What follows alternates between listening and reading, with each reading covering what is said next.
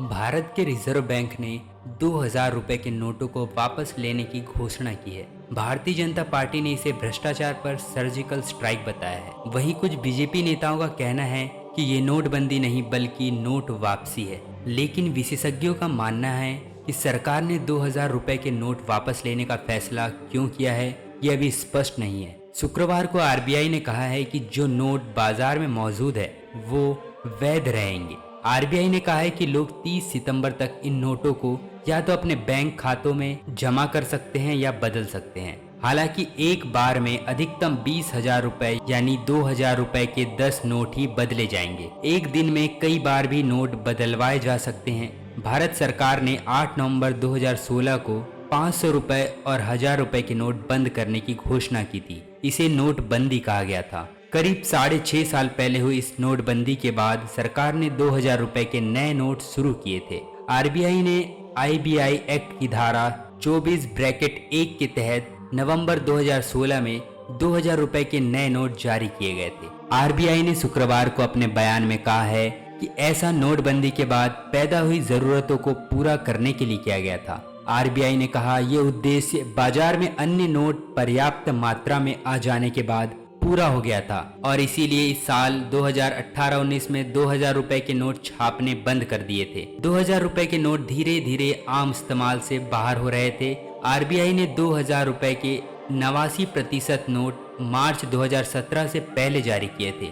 Reserve bank ने 2000 रुपए के नोटों को वापस लेते हुए कहा है कि बैंक की क्लीन नोट पॉलिसी के तहत किया जा रहा है। हालांकि आरबीआई ने बैंकों को 2000 रुपए में भुगतान करने से तुरंत रोक दिया है। इस निर्णय के बाद प्रतिक्रिया देते हुए बीजेपी नेताओं ने इसे भ्रष्टाचार पर सर्जिकल स्ट्राइक बताया है। बिहार के पूर्व उप मुख्यमंत्री सुशील कुमार मोदी ने मीडिया को दिए बयान में कहा है, ये भ्रष्टाचार के खिलाफ लड़ाई में उठाया गया कदम है।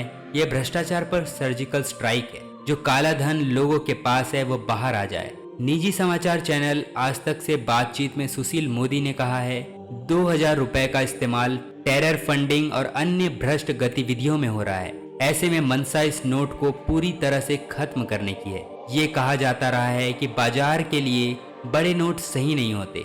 जब 500 और 1000 रुपए के नोट वापस लिए गए तो तर्क दिया गया था कि काले धन को रोकने के लिए ऐसा किया जा रहा है। यही तर्क 2000 के नोट वापस लेते हुए भी कहा जा रहा है। हालांकि विश्लेषक सत्ताधारी बीजेपी के इस तर्क पर सवाल उठाते हैं। जवाहरलाल यूनिवर्सिटी में प्रोफेसर और आर्थिक मामलों के विशेषज्ञ अरुण कुमार कहते हैं अभी तक बीजेपी की तरफ से जो प्रतिक्रिया आई है वही है जो नोटबंदी के समय थी। तर्क दिया जा रहा है कि इससे काला धन, भ्रष्टाचार और आतंकवाद पर चोट होगी। अरुण कुमार सरकार के इस तर्क को भी खारिज करते हैं कि इससे काले धन पर चोट होगी। प्रोफेसर अरुण कुमार कहते हैं लेकिन समझने की बात यह है कि काला धन और काली कमाई में फर्क होता है। काला धन अगर बंद भी कर दिया जाए तब भी काली कमाई चलती रहेगी और जब काली कमाई होगी तो काला धन भी बढ़ेगा। काली कमाई की बचत ही काले धन में परिवर्तित होगी। आरबीआई के मुताबिक 2000 रुपए के नोट धीरे धीरे चलन से बाहर हो रहे थे।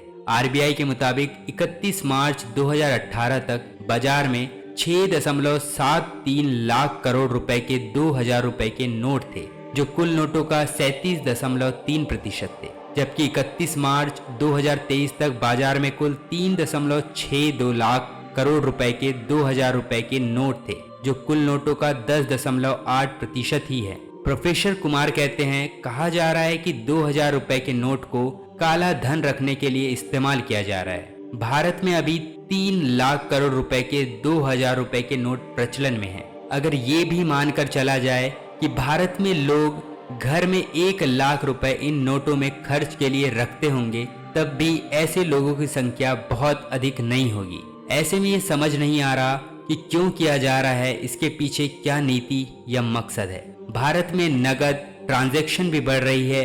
नोटबंदी के समय बाजार में लगभग 18 लाख करोड़ रुपए के नोट थे, जो अब बढ़कर 35 लाख करोड़ रुपए के करीब हो गए हैं। भारत की अर्थव्यवस्था जैसे जैसे बढ़ रही है, बाजार में नोट भी बढ़ रहे हैं। आरबीआई धीरे धीरे खुद ही 2000 रुपए के नोट को प्रचलन से बाहर कर रही थी। मार्च 2018 के बाद नए नोट छापे भी नहीं गए। पहले के मुकाबले बाजार से ये नोट लगभग आधे हो गए। ऐसे में सवाल उठ रहा है कि इस समय इस फैसले का मकसद क्या है। नवंबर 2016 में जब प्रधानमंत्री नरेंद्र मोदी ने काले धन, भ्रष्टाचार और आतंकवाद पर प्रहार करते हुए अचानक 500 रुपए और 1000 रुपए के नोट को बंद करने की घोषणा की थी, तो देश में अफरा तफरी मच गई थी। कई महीनों तक बैंकों के बाहर नोट बदलने के लिए लाइनें लगी रहती थी और आम लोगों को भारी दिक्कतों का सामना भी करना पड़ा था। विश्लेषक मानते हैं कि इसका भारतीय अर्थव्यवस्था पर भी व्यापक असर हुआ था। लेकिन 2000 रुपए के नोटों को प्रचलन से बाहर करने का असर नोटबंदी जैसा नहीं होगा। प्रोफेसर अरुण कुमार कहते हैं 2000 रुपए को बाजार से वापस लेने का ऐसा असर तो नहीं होगा जैसा नोटबंदी के समय हुआ था। जो लघु उद्योग अपनी कैश जरूरतों को पूरा करने के लिए 2000 रुपए के नोट में मुद्रा रखते हैं या जो किसान अपनी बचत को इन नोटों में रखे होंगे, उन्हें निश्चित रूप से दिक्कत होगी।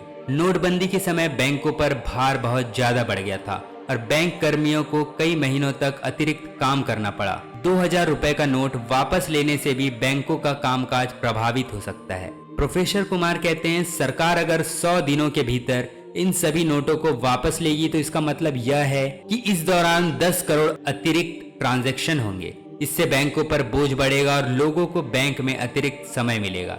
2000 रुपए के नोट को वापस लिए जाने या इसे बंद किए जाने को लेकर पहले भी कई बार कयास लगाए जा चुके थे। इसे बंद करने की मांग भी उठती रही थी और मीडिया रिपोर्टरों में इसके बाजार से कम होने के बारे में जानकारी आती रही थी। हालांकि विश्लेषक मानते हैं कि भले ही इससे बड़ी आबादी प्रभावित न हो, लेकिन इसका असर कैश की विश्वसनीयता पर पड़ सकता है। तो बस यहीं तक था आज का वीडियो। मिलते हैं एक और नए वीडियो के साथ, तब तक के लिए बी सेफ। जय हिंद, धन्यवाद।